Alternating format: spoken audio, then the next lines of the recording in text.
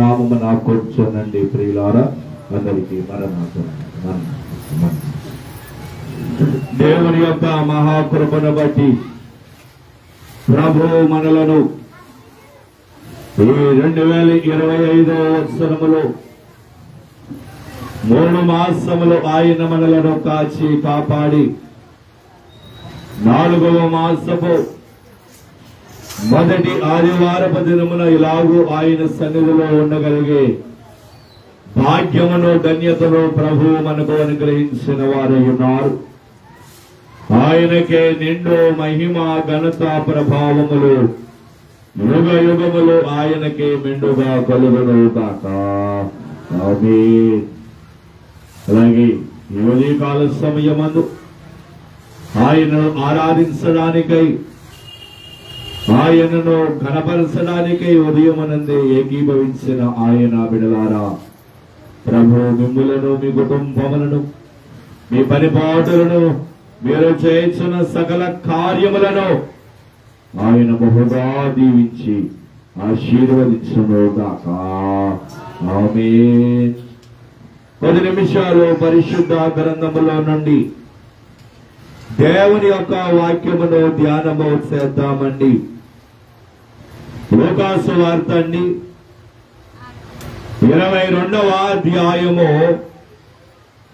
లూకాసు వార్త 22వ అధ్యాయము 39వ వచనము నుండి చదువుకుందామండి.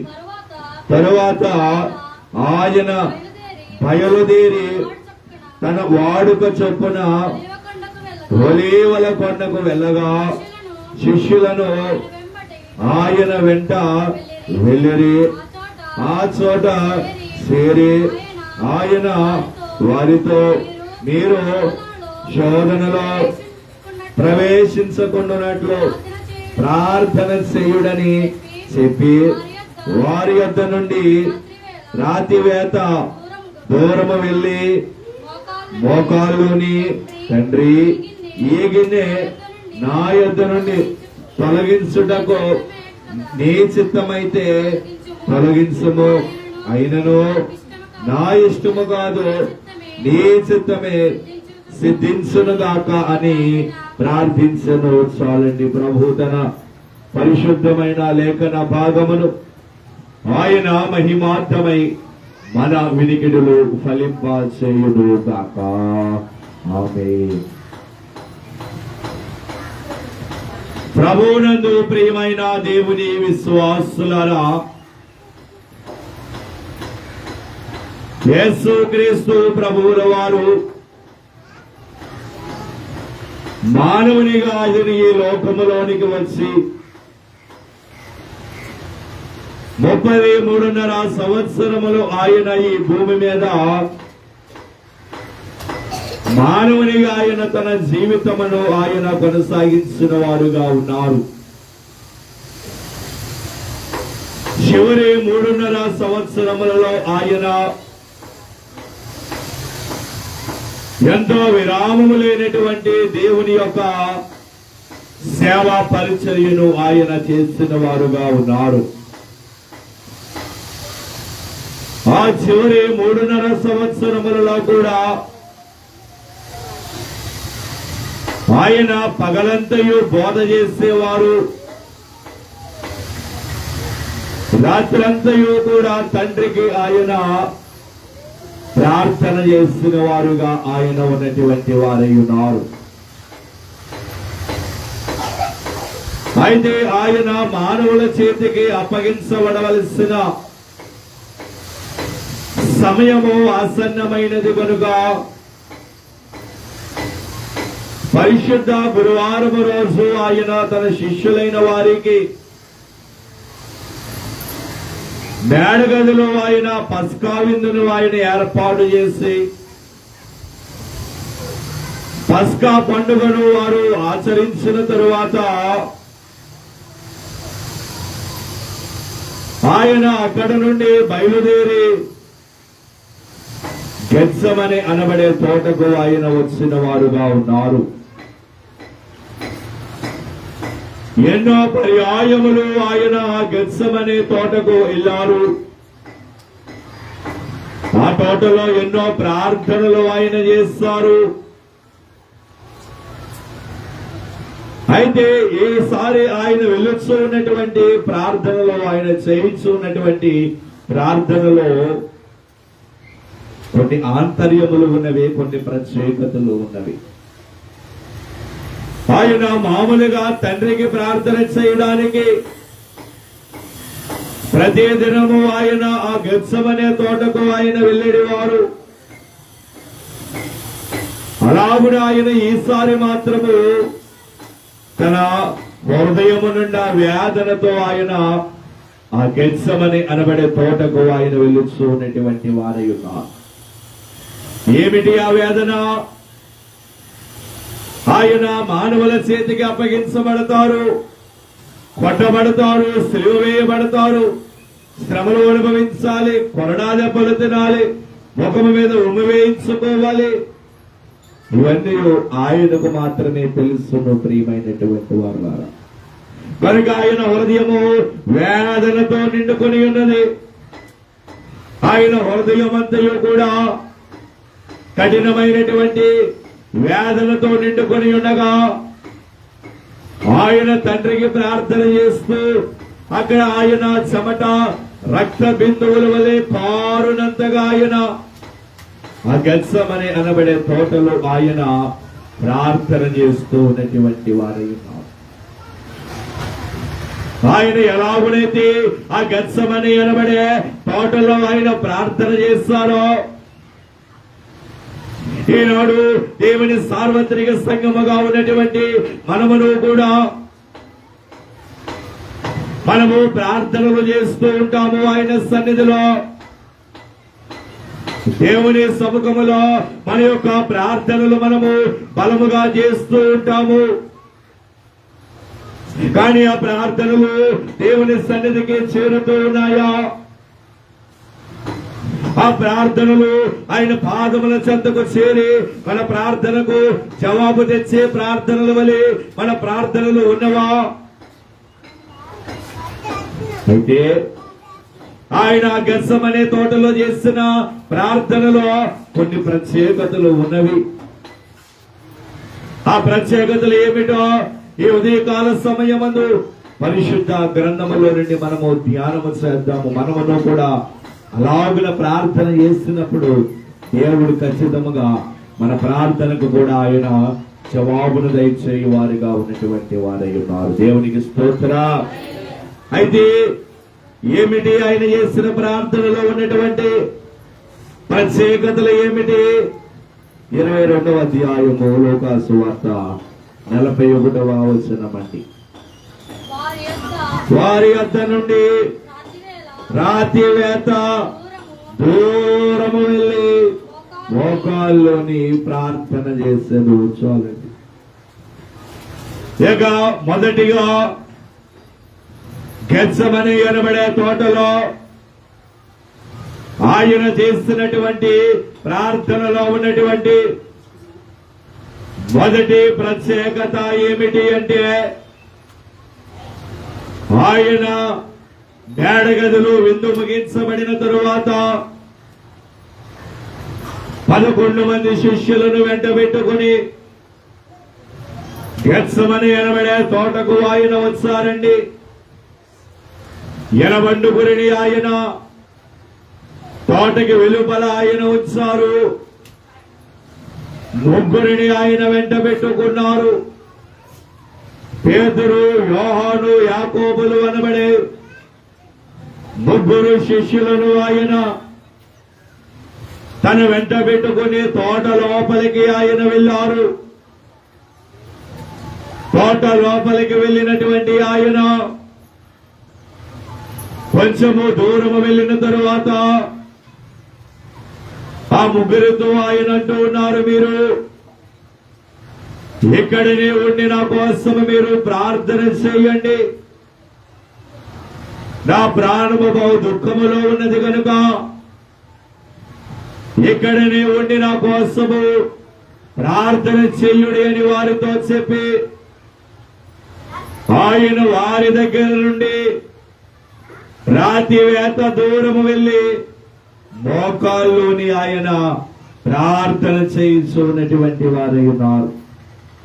కనుక నేనంటాను, మొదటిగా ఆ గెత్సెమనే తోటలో ఆయన చేస్తున్నటువంటి ప్రార్థనలో ఉన్నటువంటి మొదటి ప్రత్యేకత ఏమిటి అంటే, ఆయన ఆ రాత్రికాల సమయమందు ఏకాంత ప్రార్థన ఆయన చేస్తున్నటువంటి వారుగా ఉన్నారు. దేవునికి స్తోత్రం. ఏకాంత ప్రార్థన. ఎవరిని ఆయన దగ్గరకు రానియ్యలేదు. శిష్యులను అయితే తోట లోపలికి ఆయన తీసుకుని వెళ్లారు, కానీ వారిని కూడా ఒక ప్రాంతములో ఆయన విడిచిపెట్టి అక్కడ నుండి ఆయన కొంచెము దూరముగా వెళ్లి ఏకాంతముగా ఆయన తండ్రికి ఆయన ప్రార్థన చేయించు ఉన్నారు.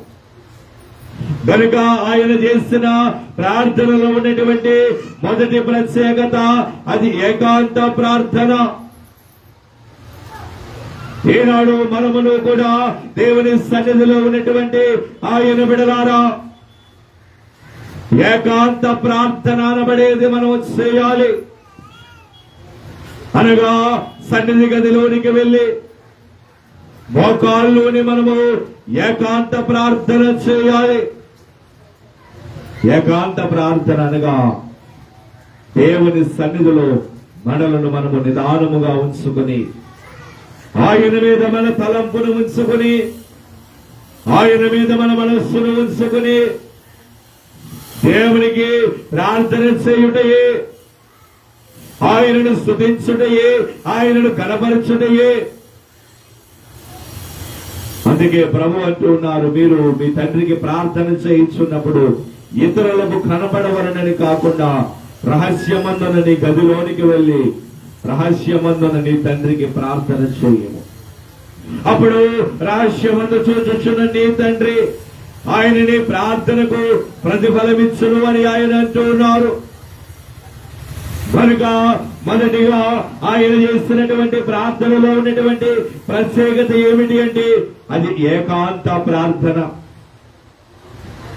అందుకే జనుగుల దేవదాసయ్య గారు ఆయన పాడిన కీర్తనలో అన్నారు, ఏకాంత స్థలము కోరము దేవుని ప్రార్థింప, ఏకాంత స్థలము చేరము, ఏకాంత స్థలము కోరము దేవుని ప్రార్థింప, ఏకాంత స్థలము చేరము, ఏకాంత స్థలము చేరు మోకాళ్ళ మీద ఉండి, ఏకాంత స్థలము చేరు మోకాళ్ళ మీద ఉండి, లోకాశలను మతికి రాకుండా చూచుకొనుము, ఏకాంత స్థలము కోరము దేవుని ప్రార్థింప, ఏకాంత స్థలము చేరము. ఏకాంత స్థలము కోరము దేవుని ప్రార్థింప, ఏకాంత స్థలము చేరము. ఏకాంత స్థలము చేరి మోకాళ్ళ మీద ఉండి లోకాశలను మనకి రాకుండా చూచుకొనుము అని జనుగుల దేవదాసయ్య గారు అంటూ ఉన్నటువంటి వారై ఉన్నారు. కనుక మనము ప్రార్థన చేసేటప్పుడు ఏకాంతముగా ఉండాలి. దేవునితో మనము మాట్లాడాలి, ఆయన మనతో మాట్లాడాలి. అట్టి తలంపులు మాత్రమే మనము దేవుని సన్నిధిలో మనము కలిగి ఉండాలి. అట్టి తలంపులు మాత్రమే మనము ఆయన సన్నిధిలో మనము కొనపరచాలి. మార్కు సువార్త అండి 14వ అధ్యాయము 35వ వచనం అండి. కొంత దూరము పోయి నేల మీద పడి సాధ్యమైతే ఆ గడియ తన యొద్ద నుండి తొలగిపోవాలనని ప్రార్థించడం చాలండి. యేసు ప్రభువుల వారు ఆ శిష్యుల దగ్గర నుండి కొంత దూరము ఆయన వెళ్ళిపోయారు. కొంత దూరము ఆయన వెళ్ళిపోయి నేల మీద పడి ఆయన ప్రార్థన చేస్తూ ఉన్నారు. మత్తయి సువార్త అండి 5వ అధ్యాయము ప్రియులారా, 6వ అధ్యాయం అండి. మత్తయి సువార్త 6వ అధ్యాయము 6వ వచనం అండి. నీవు ప్రార్థన చేయనప్పుడు నీ గదిలోనికి వెళ్ళి తలుపు వేసి రహస్యమందున నీ తండ్రికి ప్రార్థన చేయము. అప్పుడు రహస్యమందు చూచు నీ తండ్రి నీకు ప్రతిఫలమిచ్చును. చాలండి. చూశారా ప్రభు ఏమంటూ ఉన్నారో? మీరు ప్రార్థన చేస్తూ ఉన్నప్పుడు మీ గదిలోనికి వెళ్ళి తలుపు వేసుకుని రహస్యమందున నీ తండ్రికి ప్రార్థన చేయము. అప్పుడు రహస్యమందు చూచు నీ తండ్రి నీకు ప్రతిఫలమిచ్చును అని ఆయన అంటూ ఉన్నారు. కనుక మొదటిగా మనము చేసేటటువంటి ప్రార్థన ఏకాంత ప్రార్థన వలె ఉండాలి. ఇక రెండవదిగా ఆయన చేసిన ప్రార్థనలో ఉన్నటువంటి మరి ఒక ప్రత్యేకత ఏమిటి అంటే, చదువుకున్న మార్కు సువార్త అండి 14వ అధ్యాయము 35వ వచనాన్ని మరలా ఒకసారి చదువుకున్నాం. కొంత దూరము సాగిపోయి నేల మీద పడి సాధ్యమైతే ఆ గడియ తన యొద్ద నుండి తొలగిపోవాలనని ప్రార్థించను. చాలండి.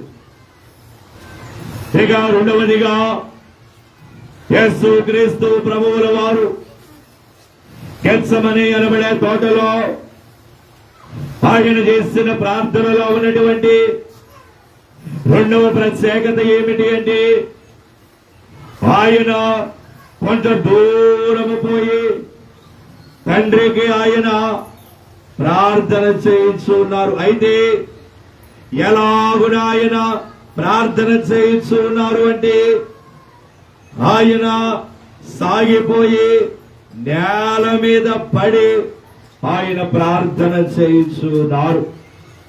కనుక రెండవదిగా ఆయన గెత్సెమనే అనబడే తోటలో ఆయన చేసిన ప్రార్థనలో ఉన్నటువంటి రెండవ ప్రత్యేకత ఏమిటి అంటే, ఆ ప్రార్థన విధేయతతో కూడిన ప్రార్థన. ప్రియమైనటువంటి వారలారా, దేవునికి స్తోత్రం.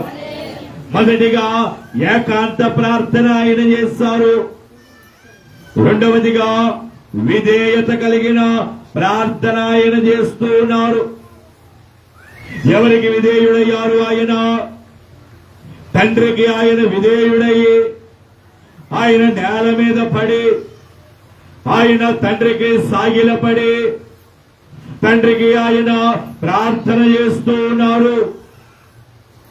కనుక మనమును కూడా దేవుని సన్నిధిలో ప్రార్థన చేసేటప్పుడు మన ప్రార్థన కూడా దేవుని సన్నిధికి చేరి మనము చేసే ప్రార్థన విజయవంతము కావాలి అంటే మనమును కూడా విధేయత కలిగి ప్రార్థన చేయాలి. దేవుని సన్నిధిలో ఎప్పుడూ కూడా మనము విధేయత కలిగిన వారి వలనే మనము ఉండాలి. మనల్ని మనము తగ్గించుకోవాలి. ఆయన తను తాను రిక్తనిగా చేసుకుని ఎలాగునైతే ఆయన ఈ లోకానికి వచ్చి మానవునిగా ఆయన ఈ లోకములో తను తాను రిక్తనిగా చేసుకుని ఎలాగునైతే శ్రమలు పొందుకుని తండ్రికి విధేయుడై ఆయన ఎలాగునైతే ప్రార్థన చేస్తాడో, ఈనాడు దేవుని సన్నిధిలో ఉన్నటువంటి మనమును కూడా దేవునికి ప్రార్థన చేసేటప్పుడు విధేయత కలిగి ప్రార్థన చేయాలి. అందుకే ప్రభు అన్నారు, తను తాను తగ్గించుకున్నవాడు హెచ్చింపబడును, తను తాను హెచ్చించుకున్నవాడు తగ్గింపబడును అని ఆయన అంటూ ఉన్నారు. కనుక మనలను మనము ఎప్పుడునూ కూడా విధేయత కలిగి మనలను మనము తగ్గించుకుని మనము దేవుని సన్నిధిలో మనము ప్రార్థన చేయవలసిన వారముగా ఉన్నాము. మత్తయి సువార్త అండి 26వ అధ్యాయము. ప్రియులారా, మత్తయి సువార్త 26వ అధ్యాయము 39వ వచనం అండి.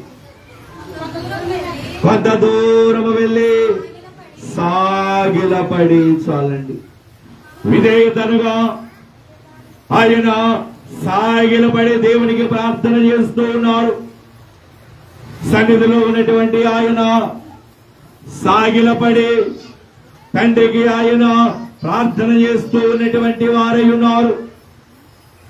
అలాగే ఈనాడు మనమును కూడా దేవుని సన్నిధిలో మనము సాగిలపడాలి. ఆనాడు అబ్రహాము, యేసు ప్రభువుల వారు అబ్రహాము తన గుడారములో ఆయన ఉన్నప్పుడు, అబ్రహాము సింధూర వనములో గుడారములో ఆయన ఉన్నప్పుడు ప్రభువు రాగానే అబ్రహాము ఎలాగునైతే సాగిలపడి దేవునికి నమస్కారం చేస్తాడో, అబ్రహాము ఎలాగునైతే దేవునికి విధేయుడయ్యాడో, ఈనాడు అలాగునే మనమును కూడా దేవునికి మనము సాగిలపడాలి. దేవునికి మనము విధేయులము కాబడాలి. కనుక దేవుని సన్నిధిలో సాగిలపడుటయే విధేయత. ప్రియమైనటువంటి వారు ఆయన సన్నిధిలో సాగిలపడి నమస్కారములు చేయాలి. అలాగే 22వ అధ్యాయము లోకాసు సువార్త అండి 41వ వచనము. ప్రియులారా, హాయ్ హాయ్ మోకాల్లోనే చాలండి. ఇక రెండవదిగా విధేయత కనపరచడానిగా ఏమిటి అంటే మోకరించుట. దేవుని సన్నిధిలో ఆయన మోకాల్లోనే ప్రార్థన చేస్తాడు. మోకరించి ప్రార్థన చేయటానుగా దేవుని సన్నిధిలో విధేయత కనపరచుటయే. దేవుని సన్నిధిలో మనము మోకరించాలి. మోకరించి ఆయన సన్నిధిలో ప్రార్థనలో మనము ఉండాలి. మోకరించకుండా దేవుని సన్నిధిలో ప్రార్థన చేయరాదు. మోకరించకుండా ప్రార్థన చేస్తే అది దేవునికి విధేయత కనపరిచినట్లు కాదు. కనుక మోకరించలేని వారు నిలవబడాలి. కనుక మోకాళ్ళునుట దేవునికి విధేయత కనపరచుట. కనుక యేసు ప్రభువుల వారు గెత్సెమనే తోటలో ఆయన ప్రార్థనలు చేస్తూ ఉన్నారు. ఆ ప్రార్థనలో ఉన్న ప్రత్యేకత ఏమిటో మనము చూస్తూ ఉన్నాం. మొదటిగా ఏకాంత ప్రార్థన చేస్తారు ఆయన. రెండవదిగా విధేయతతో కూడిన ప్రార్థన అండి. మూడవదిగా మార్కు సువార్త అండి 14వ అధ్యాయము. మార్కు సువార్త 14:36 అండి. తండ్రి, నాయన తండ్రి, నీకు సమస్తము సాధ్యము. ఈ గిన్నె నా యొద్ద నుండి తొలగించము. అయినను నా ఇష్ట ప్రకారము కాదు, నీ చిత్త ప్రకారమే కానిమ్ము అని చాలండి. ఇక మూడవదిగా గెత్సెమనే తోటలో ఆయన చేస్తూ ఉన్నటువంటి ప్రార్థనలో ఉన్నటువంటి మూడవ ప్రత్యేకత ఏమిటి అంటే ఆయన శిష్యులను కొంత దూరమునందు ఆయన విడిచిపెట్టి లోపలికి వెళ్లి ఆయన తండ్రికి ఆయన సాగిలపడి మోకాల్లోని ఆయన ప్రార్థన చేస్తూ ఉన్నారు. ఏమంటూ ఉన్నారు ఆయన అక్కడ తండ్రిని చూసి, నాయన తండ్రి అని ఆయన కుమారుడు తండ్రిని పిలుచుచూ ఉన్నటువంటి వారై ఉన్నారు. గనుక నేనంటాను, మూడవదిగా ఆ గెత్సెమనే తోటలో ప్రభువు చేసినటువంటి ప్రార్థన ఏమిటి అంటే కుమారుని వలె ఆయన ప్రార్థన చేసిన వారిగా ఉన్నటువంటి వారై ఉన్నారు. దేవునికి స్తోత్రం. కనుకనే ఆయన నాయన తండ్రి అని తన తండ్రిని ఆయన పిలుచుచూ ఉన్నటువంటి వారై ఉన్నారు. కనుకనే ఈనాడు మనమును కూడా దేవుని సన్నిధిలో వాక్యముని వింటూ ఉన్నటువంటి ఆయన బిడ్డలారా, మనమును దేవుని సన్నిధిలో మనము ప్రార్థన చేస్తున్నప్పుడు మనమును కూడా తండ్రితో పట్ల మనము కుమారులమై ఉన్నాము గనక ఆయన పరమ తండ్రి, మనము ఆయన కుమారులమై ఉన్నాము గనుక మనమును కూడా సనువు కలిగి దేవుని సన్నిధిలో ప్రార్థన చేయాలి. నేను నా తండ్రిని నేను అడుగుతున్నాను అన్నంత చనువు కలిగి మనము ప్రార్థన చేయాలి. అందుకే ప్రభువు అన్నారు, ఒక కుమారుడు తన తండ్రిని రొట్టెని అడిగితే దానికి బదులుగా అతడు పామునిచ్చునా అన్నారు. కనుక ఏమి తిందుమా ఏమి త్రాగుదమా అని మీరు విచారపడవద్దు. రేపటిని గురించి మీరు చింతించవద్దు. ఏనాడు జరగవలసినది ఆనాడే జరుగును. కనుక జాగ్రత్త పడండి, చింతపడవద్దు, ప్రార్థన మాత్రము చేయండి అని ఆయన అంటూ ఉన్నటువంటి వారై ఉన్నారు. కనుక మూడవదిగా ఆయన చేసిన ప్రార్థనలో ఉన్నటువంటి ప్రత్యేకత, కుమారుని వలె ఆయన ప్రార్థన చేశారు. అలాగే మనమును కూడా మన తండ్రికి మనము కుమారులమై ఉన్నాము. ఆయన సన్నిధిలో ఉన్నటువంటి మనము కుమారుల వలె మనము ఉన్నాము. కనుక మనమును కూడా నా తండ్రి అని మనము ఆయనను అడగాలి, ఆయనను మనము పిలవాలి. ఆయన పిలిచినప్పుడు ఆయన ఎవరిని ఎంత మాత్రమును ఆయన త్రోసివేసే దేవుడు కాడు గనుక, ప్రతి ఒక్కరిని ఆయన అంగీకరించే దేవుడు గనుక ఆయన తప్పకుండా ఆయన మన ప్రార్థనలు ఆయన అంగీకరించు వారిగా ఉన్నటువంటి వారు ఉన్నారు. దేవునికి స్తోత్ర. కనుక మూడవదిగా ఆయన చేసిన ప్రార్థనలో ఉన్నటువంటి ప్రత్యేకత, కుమారుని ప్రార్థన ఆయన చేస్తారు. నాలుగవదిగా లోకాసు వార్త అండి 22వ అధ్యాయము 44వ వచనం అండి. ఆయన వేదన పడి మరింత ఆతురముగా ప్రార్థన చేయగా ఆయన చెమట నేలపడుచున్న గొప్ప రక్త బిందువుల వలె ఆయను చాలండి. ఇక నాలుగవదిగా గెత్సెమనే తోటలో ఆయన చేయించున్నటువంటి ప్రార్థన, తండ్రికి ఆయన ప్రార్థన చేయించున్నారు. శిష్యులను ఆయన కొంత దూరమును ఆయన విడిచిపెట్టి ఆయన గెత్సెమనే తోటలోనికి వెళ్లి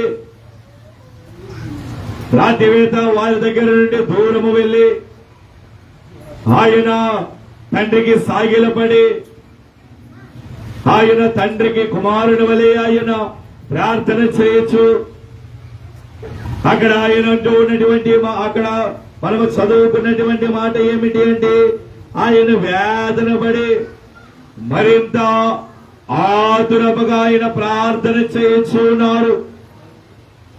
కనుక నేనంటాను, నాలుగవదిగా ఆయన చేసిన ప్రార్థనలో ఉన్నటువంటి నాలుగో ప్రత్యేకత ఏమిటి అంటే, ఆయన ఆసక్తి కలిగి ప్రార్థన చేసిన వారుగా ఉన్నారు. దేవునికి స్తోత్ర. ఎలాగైనా ఆయన చేయించున్నటువంటి ప్రార్థన తండ్రి చెంతకు చేరాలి, తండ్రి పాదముల దగ్గరకు ఆ ప్రార్థన చేరాలి, తండ్రి ఆ ప్రార్థనను వినాలి అనబడి ఆసక్తిని కలిగి ఆయన ఆ దినమందు ప్రార్థన చేస్తారండి. మరి ఈనాడు సంఘములో అటువంటి ఆసక్తి ఉన్నదా? ప్రార్థన చేయాలి అనబడి ఆసక్తి ఈనాడు సంఘములో ఉన్నదా? సంఘము ఆసక్తి కలిగి దేవునికి ప్రార్థన చేయగలుగుతూ ఉన్నారా? శ్రమలు ఎదురైనప్పుడు, కష్టాలు ఎదురైనప్పుడు, శోధనలు, ఇరుకులు, ఇబ్బందులు ఎదురైనప్పుడు సంఘము ఆసక్తి కలిగి దేవునికి ప్రార్థన చేయగలుగుతూ ఉన్నారా? కనుక ఆసక్తి కలిగి మనము ప్రార్థన చేయాలి. పేతురు చెరసాలలో ఉన్నాడు. పేతురుని బంధించేస్తారని సంఘమేమి గృహంలో కూర్చోలేదు, బాధపడలేదు. వారు ఏం చేస్తారు? సంఘము అత్యాసక్తితో వారు పేతురు కోసము ప్రార్థన చేస్తారు. పేతురు సంఘం చెరసాలలో ఉన్నప్పుడు సంఘము అత్యాసక్తితో పేతురు కోసము ప్రార్థన చేయగా అక్కడ జరిగిన కార్యం ఏమిటి అంటే, ఏ చెరసాలలో అయితే పేతురు ఉన్నాడో సంఘము అత్యాసక్తితో ప్రార్థన చేయగా పేతురు చెరసాలలో నుంచి విడిపించబడిన వాడై ఉన్నాడు. దేవునికి స్తోత్రం.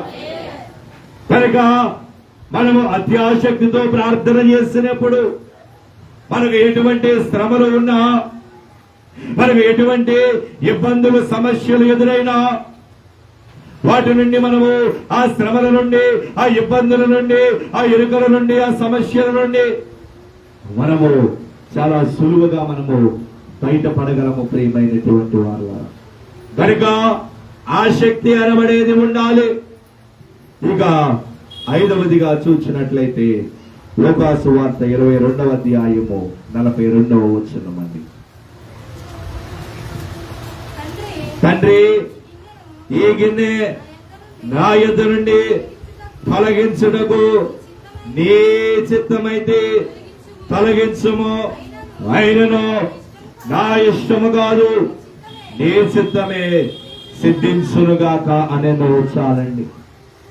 ఇక 5వదిగా ఆయన గెత్సెమనే తోటలో ఆయన చేసిన ప్రార్థనలో ఉన్నటువంటి 5వ ప్రత్యేకత ఏమిటి అంటే, తండ్రితో ఆయన అంటూ ఉన్నారు, తండ్రి సాధ్యమైతే ఈ వేదన భరితమైన గిన్నె నా యొద్ద నుండి తొలగించుము, అయినను నా ఇష్ట ప్రకారము కాదు నీ చిత్తమే సిద్ధించునుగా కానీ ఆయన అంటూ ఉన్నారు. కనుక 5వదిగా ఆయన చేసిన ప్రార్థనలో ఉన్నటువంటి 5వ ప్రత్యేకత ఏమిటి అంటే, తండ్రి చిత్త ప్రకారముగా ఆయన ప్రార్థన చేసిన వారుగా ఉన్నారు. దేవునికి స్తోత్రం. కనుక ఈనాడు మనమును కూడా దేవునికి ప్రార్థన చేసేటప్పుడు ఆయన చిత్తము ఏమై ఉన్నదో ఆయన చిత్త ప్రకారముగా మనము ప్రార్థన చేయాలి. అంతేగాని మన ఇష్ట ప్రకారముగా, మన చిత్త ప్రకారముగా మనం ప్రార్థన చేయరాదు. అలాగున చేస్తే ప్రార్థన నెరవేర్పు కాదు ప్రియమైనటువంటి వారు. కనుక తండ్రి చిత్తం ఏమై ఉన్నదో ఆ చిత్తాన్ని మనము ఎరిగి ఆ చిత్త ప్రకారముగా మనము ప్రార్థన చేయాలి. కనుక గెత్సెమనే తోటలో ప్రభు ప్రార్థన చేస్తూ ఉన్నారు రాత్రికాల సమయమందు. ఆయన చేసిన ప్రార్థనలో ఉన్న ప్రత్యేకతలు ఏమిటో 5 విషయాలు మనము ధ్యానం చేస్తాము. మొదటిగా ఏకాంత ప్రార్థన ఆయన చేస్తారు. 2వదిగా విధేయతతో కూడిన ప్రార్థన. 3వదిగా కుమారుని వలె ఆయన ప్రార్థన చేస్తారు. 4వదిగా ఆసక్తి కలిగి ఆయన ప్రార్థన చేస్తారు. 5వదిగా తండ్రి చిత్త ప్రకారముగా ఆయన ప్రార్థన చేస్తారు. కనుక మనమును కూడా అలాగున ప్రార్థనలు చేద్దాము. దేవుని ద్వారా వచ్చే దైవ దీవెనలు పొందుకుందాము. మన ప్రార్థనకు నెరవేర్పును కలిగించుకుందాము. ప్రభు కృపా దీవెన ఆశీర్వాదములు మీ ఎల్లరికూ సదా తోడయుండునుగాక. ఆమేన్. దయగలిగిన తండ్రి, పరిశుద్ధుడా, మహోన్నతుడా, నీ ఘనమైన పాదములకు వందనములు, స్తుతులు, స్తోత్రములు చెల్లించుకొనుచున్నాము. ప్రభువా, మీ కృపను బట్టి, ప్రేమను బట్టి నాయన ఏ ఉదయకాల సమయమందు దీనదాసుడైన నన్ను మరుగు చేసుకుని మీరు వినిపించిన కొద్ది మాటలను బట్టి దేవా మీకే వందనాలు. ఓరి నాయన, ఆనాడు మీరు గెత్సెమనే తోటలో మీరు చేసిన ప్రార్థనలో ఉన్న ప్రత్యేకతలు ఏమిటో మేము ధ్యానము చేస్తున్న వారమై ఉన్నాం. మేమును అలాగూ ప్రార్థన చేయగలిగే భాగ్యాన్ని మాకు దయచేయండి. మాకు ప్రార్థనను నేర్పించి అలాగూ మీ సన్నిధులు ప్రార్థన చేయగలిగే భాగ్యమును దయచేసి మా ప్రార్థనలకు మీరే నెరవేర్పును అనుగ్రహింపజేసి మీరే మహిమను పొందమని యేసు క్రీస్తు వారి యొక్క ఘనమైన శ్రేష్టమైన నామమున అడిగి ప్రార్థించి వేడుకొనుచున్నాము మా ప్రియ పరలోకపు తండ్రి. ఆమేన్.